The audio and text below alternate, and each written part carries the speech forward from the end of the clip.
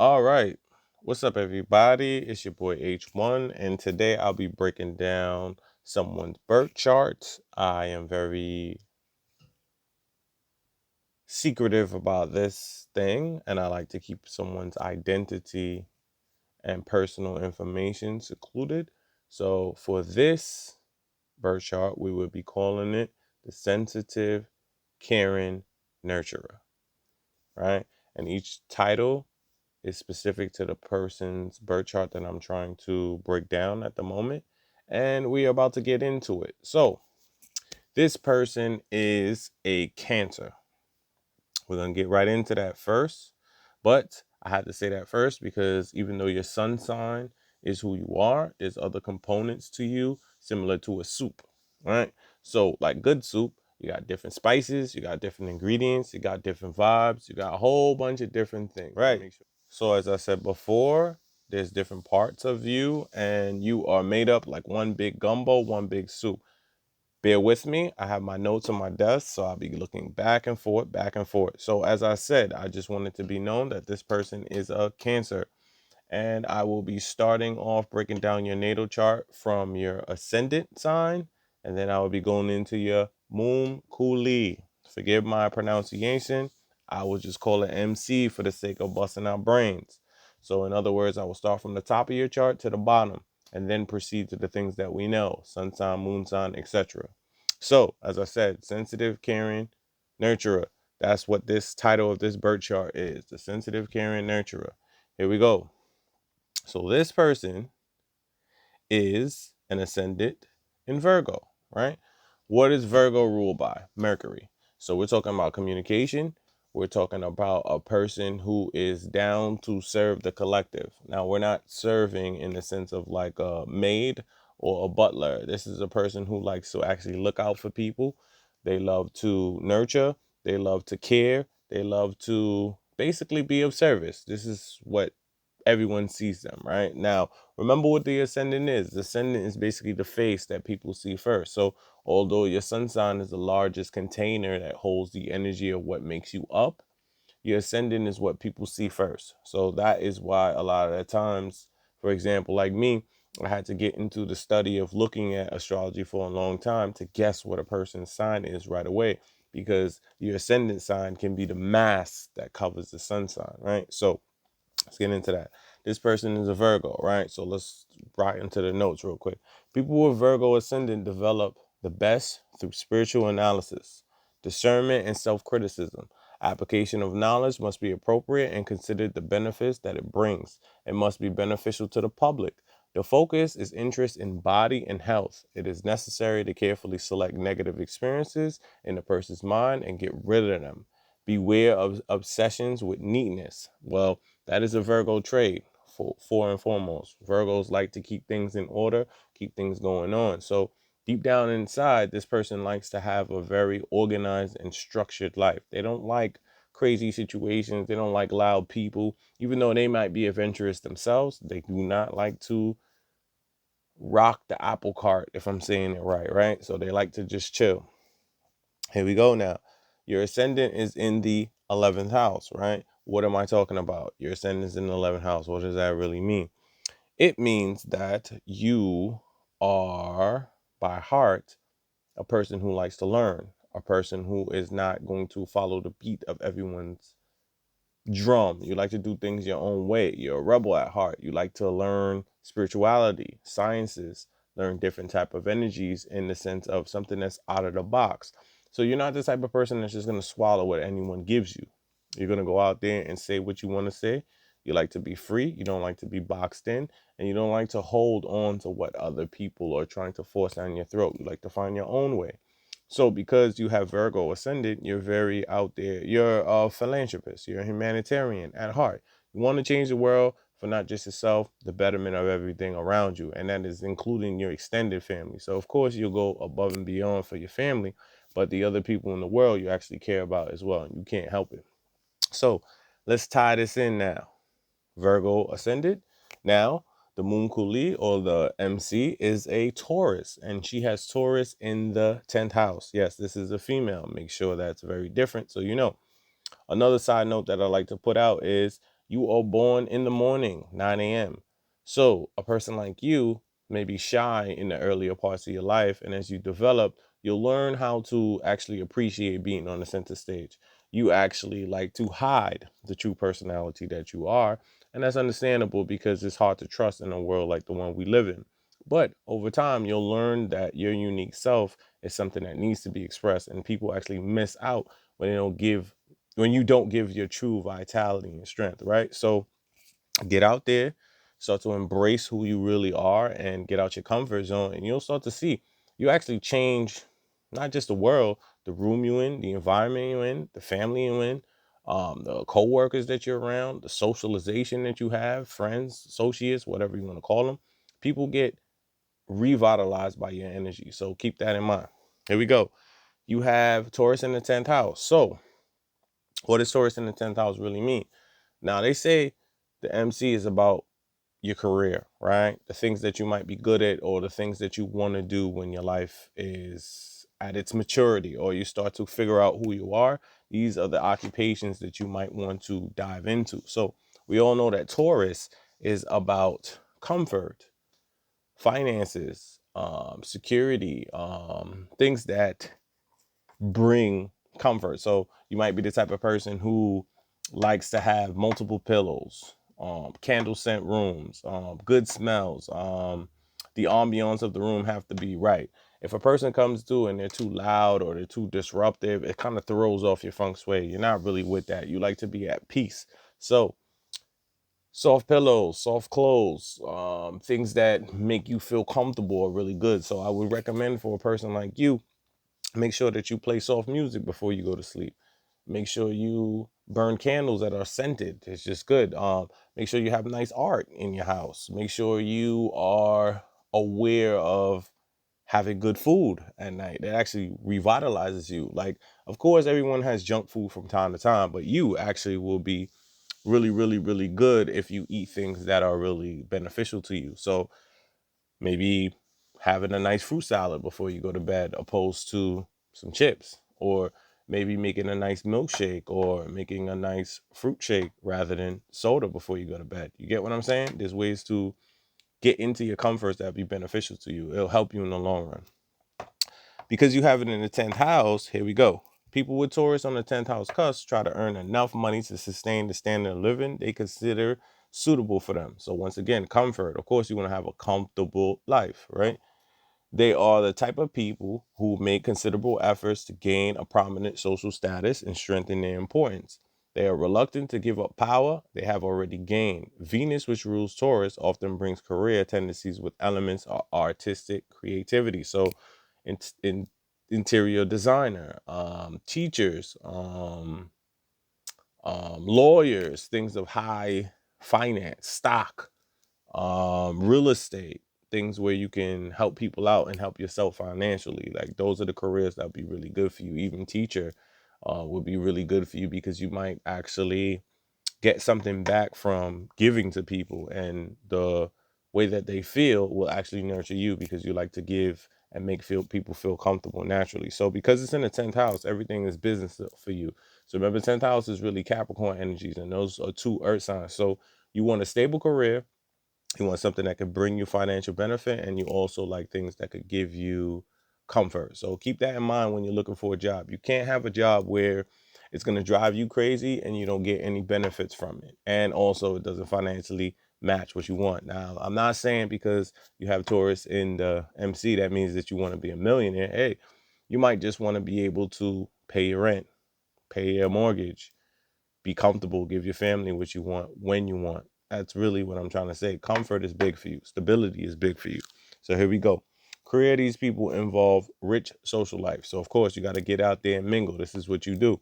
They are tireless workers aiming at absolute independence. At a mature age, they often become well known. So yeah, the grind for you to get success might be slow and steady, but you're going to get it because you work hard and you're willing to do what you have to do to achieve it, right? So that is your MC in Taurus. We have covered your ascendant in Virgo already. Now let's move on now to what most people know, which is the sun sign. You have your sun sign in Cancer. So what is Cancer really? The mother. It is ruled by the moon. You are the type of person who wants to make sure everyone in the room is okay. What I will say is be careful that you don't bring home everyone else's problem, because cancers like to do that. Cancers have a heal the world mentality, but they like to bring home all of the energies that they absorb along the way back home, and it can become very frustrating for them. Another thing about cancers is it's represented by the crab. What is the crab? The crab has a hard exterior and those pincers to protect themselves. So you like to be emotionally secure. Why? Because deep at heart, even though you might put on a strong exterior, you have a really soft inside, a really soft, loving heart, which is the soft meat that is inside of a crab, right? And another thing, you guys are born mothers. You're ruled by the moon, so you're naturally nurturing. You're naturally motherly. You like to take care of people, like to make people feel good. You are protective, right? Another thing you do not like is when your feelings aren't honored, right? So you have to make sure that even though you're giving help to everyone else, you also have to make sure that your feelings are being met and being satisfied as well. That is the most important thing for Cancer. And you like to feel secure. You like to make sure that you are loved and you give the love that you feel deep down inside. So making sure that your home environment is very good, making sure that you have a place to recharge is really good, right? Because remember, cancers are both land and water creatures. So when you get out of the water, the comforts of your home, and go out into the land, remember to come back to the water and recharge. And don't always go out to the water when you don't feel 100%. It's okay to get into your shelter, get into your shell, but you got to get back out there in the world and learn who you are. So the better you know that you're an emotional creature, is the better you'll be at helping other people.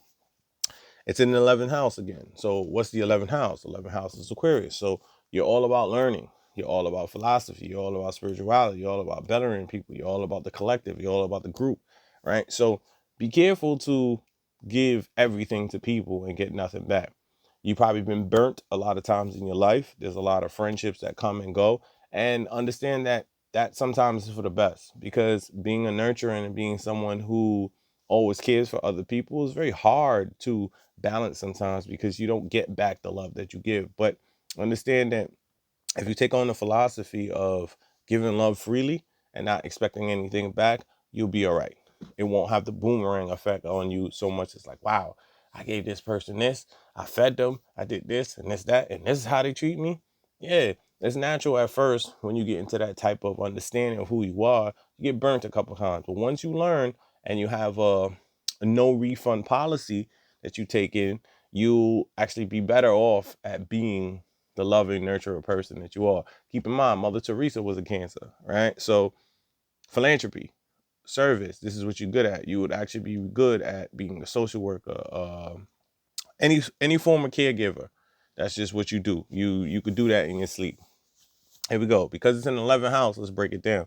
The sun in the 11th house brings help from those who are in a position to provide it for other people so they can achieve their goals. These people will achieve their objectives with the support of their friends, business partners, or through a joint activity. They long for their partner's recognition for their mental efforts in the joint activity and for leading roles in the group. They will probably become leaders or spokesmen. So politicians can be seen in this type of way, where yeah, you're a nurturer, a caregiver, but for the collective, right? So of course you want to change where you at. So think of a mayor, a politician, a president. Of course they want to do good for the people, right? But understand that you need the support of people for you to feel good. Understand that you need to recognize your place as that when you're doing it. So of course teachers need love too. Mothers need love too. Politicians need love too. Police need love too. Anyone who's doing a service need love too. So just keep that in mind when you're out there helping everybody else. Just understand what you need and make it clear. Don't go too hard though, because remember, cancers have a lot of emotional mood swings. And it's not because they want to be crabby, quote unquote. It's because they're not getting the love they're giving out. And that's sometimes because they don't draw boundaries. So be careful to always draw boundaries. Here we go now. We're moving on to the moon sign. Moon sign is in where? Pisces. So this person is full of emotional psychic energy. Of course, with those two water signs already on the sun and the moon, and then with their Taurus being nurtured by the moon, your career, like I said, has to come from comfort of serving other people, right? And then on top of that, your ascendant is Virgo, which is another sign of service, right? So you're watering all of this service and stability nature in you, right? So here we go. Pisces, who's really the dreamer. Pisces are the sign that represents the unseen. They are your imagination. They are your dreams. They are all of those things that you want to achieve. And it is beyond the physical world, right? So here we go. So that means you have great sensitivity. You feel deep, deep, deep, deep, deep, more than you can describe sometimes. So I also suggest journaling for you, poetry, songs, dance, anything that you can express yourself and kind of let people know how you feel without giving too much of yourself, so that you can get some sort of feedback in a way that is productive for you. Here we go. I'm telling you, talking, you need water sometimes. Here we go. Moon in Pisces has the greatest sensitivity and perceptionness of its surroundings. The person can experience feelings of insecurity, be passive, and only wait to see what happens in his life or her life. If you engage in creative or spiritual search, you can become an artist or a mystic with great imagination. There we go. So don't be afraid to tap into those things that you can't explain to people. Because the thing about you is, remember, your moons is your initial feeling that nobody can't really see. That's the thing that you keep deep, deep, deep down inside, and you only expose to the people who you love, trust, and understand you. So be creative. Imagine, dream, daydream, think about what you want and express it. And express it in a way where you feel comfortable. So that means there's a lot of creative work that could be made for you that doesn't have to be released for the public. Sometimes just doing something to make you feel good is being creative. So, like I said, try art, singing, dancing, poetry, whatever you need to do to be creative, to express that side that most people can't understand. Because Pisces are here to show us that dreams are true. So think of Peter Pan, in a sense. Never Never Land, you had to believe to get there. You had to believe you could fly to fly. It didn't matter your age, you just had to believe it. So that's something that you need to tap into. And because it's in the eighth house, which is ruled by Scorpio, that's another mystic side to you. That's another deep side of you that most people can't see. Follow it, because you're here to understand the unseen and bring it into the real world. So you could be a really great motivational speaker if you wanted to. You could be a great motivator, a great teacher, as I said, healer in many different facets, but you have to get in tune with those emotions first and make it secure before you can nurture everybody else, because that's what water really represents: nurturing and helping, right? Because you have it in a house creates people who find the feeling of security very important. There we go, that security word again. You're going to see a lot of common themes and points in this thing. You have a strong sense of responsibility towards others, and they are likely to engage in a movement that will bring forth the good of the general humanity. They are aware of social trends and aspirations. They may have the ability to get money out of other people in an unfair way. See, yeah, that's that Scorpio energy in 8th house. They can really be manipulative with their powers, right? So you're supposed to use your powers for good, or else karmically you're gonna pay for it. Yeah, you could rob and scheme and do what you want and manipulate what you want right now, and it's all good in the present day. But when that will come back around, it's gonna hurt you more, because the universe gave you that gift to do something good with it. Now, good is not necessarily like going out there and donating 100 turkeys. It just means don't attack anyone or make someone else your victim because you want to get over them. Don't step on anybody. Hey, sometimes you got to be an asshole to get what you want, right? You got to do that, but make sure it's not hurting anybody. And that's the key to that, so you don't catch that karmic will. All right, now moving on to Mercury. Here we go. Mercury is how you communicate, think, talk, and how you like to have conversation. Those are the things that you like, right? And once again, guess where you got it? Cancer in the 11th house. So there's a theme going on here. It's all about expansion for the collective. You like to nurture. That's the same conversation as your sun sign. So your mind and your mouth is on point, right? You like to definitely help people out. You can't help it. That's the talk that you like to talk about. So you are the type of person who like broad connections, socializing to different people. You don't judge. You probably have a circle that's very, very, very, very wide in selection. You could be the type of person to hang with the gangsters and at the same time hang with the nuns and the priests. You know what I'm saying? Like, that's how you do it. You could walk in any situation and fit in. You're cool. And especially Cancer females, there we go. Cancer females could play with the boys and still hold their femininity. So understand that you have the skills to walk on many facets of life, and it's for you to connect or heal or help.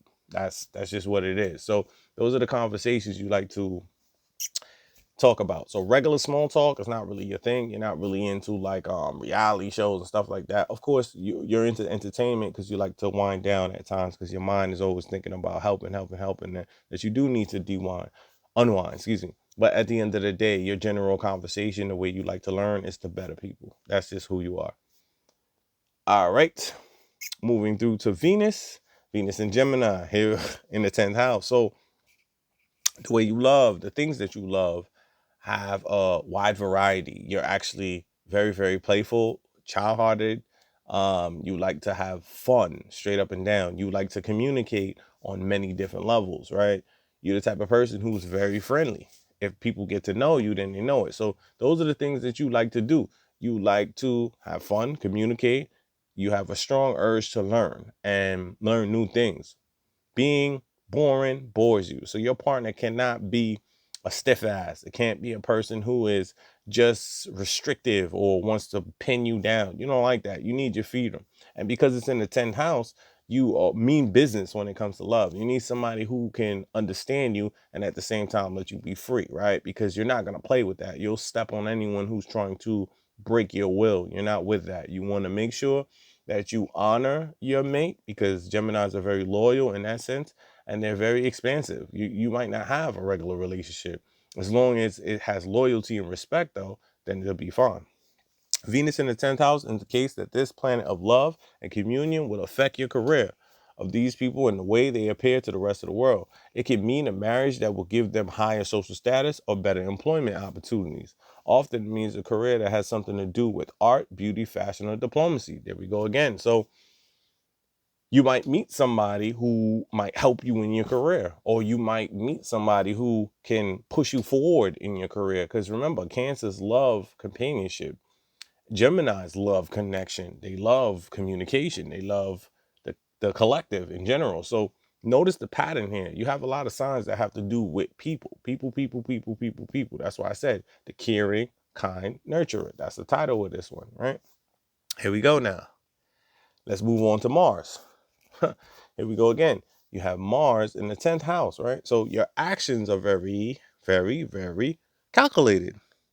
They're very, very expansive. They are very, very quick-witted. Because remember, Mercury is about quick, fast movements.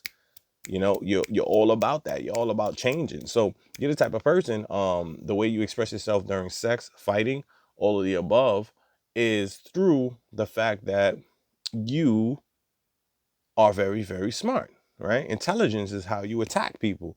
Foreplay will probably be really expensive for you. Like to get kinky, have fun, try new shit. Wartime now, you'll calculate how to defeat your enemy in the sense of analyzing them from head to toe and beating them before they even know you struck. That's how it goes. And because it's in the 10th house, it's all business once again, right? You see the theme of Mars in the 10th house, it's all business for you. You're not playing. So even in love, and even in war, even in action, it's all calculated stuff. This is how it goes, you know? This is how it goes. Here we go now. Let's get to Jupiter. So I like to do Jupiter and Saturn in a bunch because I like to say your grandmother and your grandfather, right? So Jupiter's your grandmother, right? Because you have it in Capricorn in the 5th house, it's all about what? Expression. It's all about having fun. It's all about creativity. It's all about things of that nature for you, right? But it's all business, right? So your luck comes from you taking slow, grinded, creative steps. And once you do it that way, you'll start to see success comes from you having fun. So what do I mean by that? A gym teacher is still at their business, still working, still doing what they have to do, right? But they're having fun, they're communicating, they're still holding their childlike spirit. So you have to be creative in the way that you go about doing what you want to do, but you have to have discipline to know that it's one foot at a time, right? And once you do it that way, that's when you get your luck. So you're not the type of person that's going to get like fast money. Of course, you could do it, right? But it's not going to be good for the long haul. You're looking for the long haul. You're looking for security because remember, Cancer is what it is, stability, things of that nature, right? So learn to have discipline in the things you love and it will bring you success. So that's from anything. You want to be a swindler? Have discipline in it. You want to be the greatest scholar that the world's ever seen? Have discipline in it. You want to be a person who's the greatest singer, actor, creator, whatever it is? Have discipline in it, and it'll work out, because that's what Capricorn is. It's about discipline. It's about business. It's about seriousness, right? And as you see, you had 3 Capricorns already. So that's a theme in your chart that you got to make sure that you are obeying. Here we go. Saturn, who's your grandfather, right? It's in Aries in the 8th house, right? So you're constantly going to bump your head and go through ups and downs. And the reason why that is you need to calm down. You are a warrior at heart, because that Aries does not play. But that is the lesson. For you to get where you want, you're going to have to get a lot of stumbles, headaches, and trip ups throughout life for you to get your true identity. And you're going to constantly have to image yourself or go through something at one time you may not have understood, and you get maturity now you can transform to be the best version of yourself. So I'll just read something real quick. Saturn in the 8th house affects financial and sexual matters in which it restricts the person's attitude. These people are strict. It suggests financial difficulties that relate to their spouse or to their business. They tend to handle problems of other people, which can mean that they will take on the responsibilities of other people. You see the theme?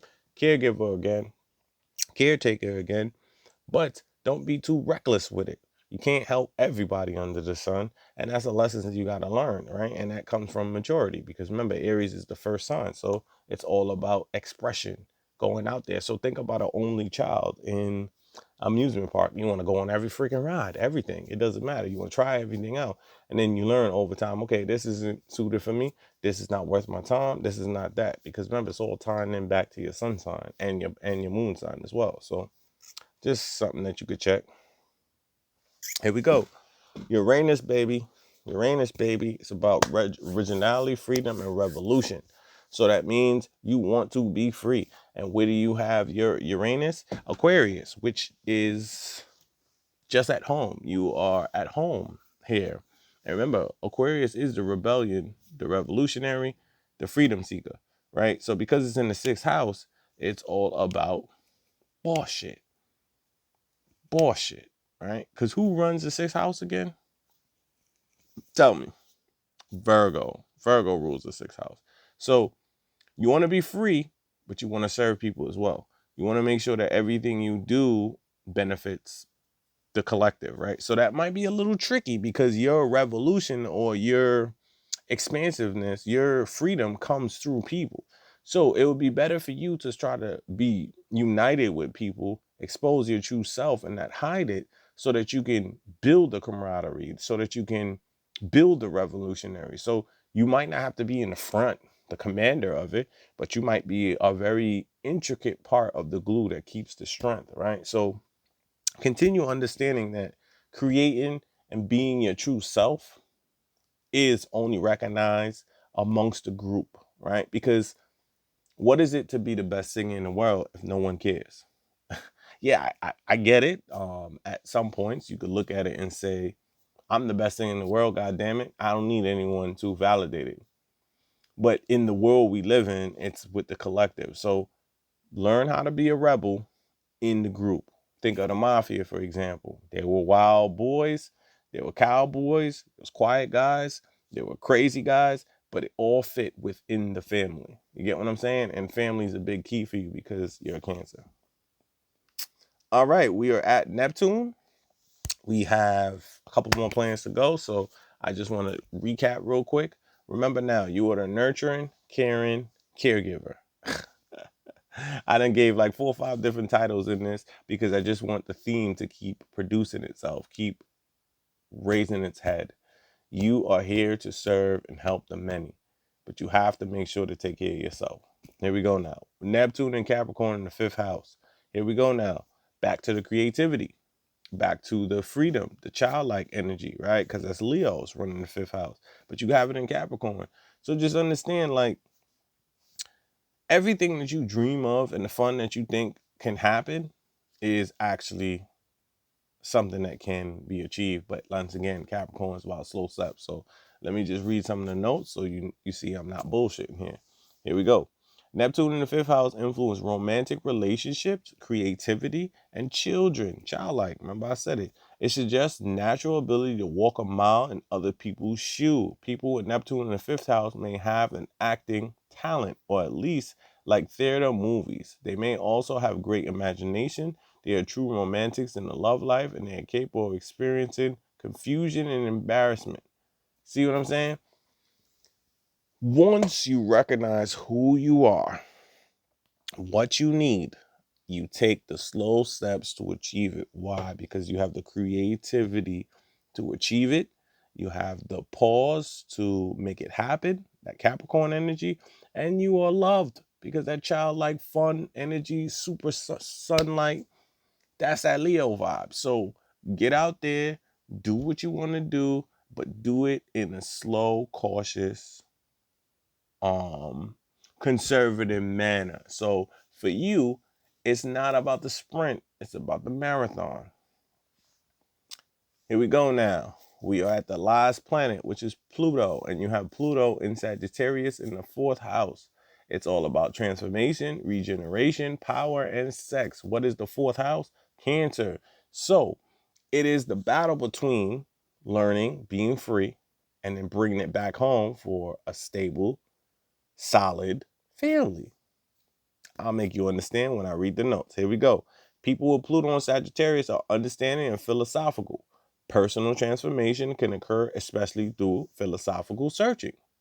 Pluto in this position strengthens their innate, not learnt, religious consciousness and feeling. We can expect them to create a new spiritual and mystical direction and attempts to merge existing religions and churches. Right. So you're constantly learning. You're constantly doing your thing to upgrade yourself, right? But what are you doing it for? You're doing it to improve your life and the people around you, your home, etc. Pluto in the fourth house creates tension at home, though, because remember, it's about resurrection, regeneration. These people have the tendency to be dominating towards their friends and relatives. In such a home environment, there may be a struggle for power among family members. These people have a strong bond with their home or country. In some cases, they will be interested in science or jobs that deal with the country and the journey of the world. You see what I'm trying to say? So, your balance, I would recommend, is learning all that shit that you want to learn, improving yourself how you want to improve it, but not stepping on anyone, because you still need to have peace where you live, and peace is very important for you. So gain the world, don't lose your soul. Simple. All right, so we are at the end of it. I usually go into the asteroids, but for this one and this purpose, I will only touch on the nodes, right? If you're looking for a reading, I only charge $25. You could check me out on Instagram and other platforms at the moment. Let me know if you enjoyed what you like, if you enjoyed what you see, if you learned something new today, if you enjoyed this experience. I do one-on-one conversations. I do lives. I do it all because this is about helping the collective. Here we go now. Let's end this off. The lunar nodes is basically what you came here to be and what you were in the last life. Simple. Don't bust your brain on it. This is what it is. These are the things that you got to learn while you're here and use some of the gifts that you had in the last life. Let's go. You have a North Node in Libra. You see what I'm saying? And it's in the second house, right? So Taurus is about comfort, stability, and understanding, right? And Libra is about being diplomatic among partnerships. So you see what I'm trying to say? You need to learn how to be diplomatic so that you can help the collective, so that you serve all those people that you care about and really want to affect. And if you do it in a way that is steady and sturdy, once again, another earth sign, things will work out for you. So I'll read what that means real quick. Because you have the North Node in the second house, right? Your South Node is in the eighth house. So eighth house is what? Scorpio, transformation. So you're going to constantly go up and down until you get it right through all of the ups and downs of the journey to give the knowledge back to the people you love so you can learn how to be better and help the collective. So that's the bumpy road that's going to keep going down with you, right? Because what was Your last life, you did the warrior, you did the journey person, you did the rebel. That was Aries. You did that in your last life. You already know what time it is, and you know how to live in survival mode. Nobody can test you when it comes to individual, but you came here to learn other people besides yourself. You came here now to help other people besides yourself, and you like it. You can fight it all you want. This is what you want to do. So I hope you guys enjoyed this natal chart breakdown. There'll be more coming, so stay tuned. Thank you for the support, and one love to the collective. Peace, one love.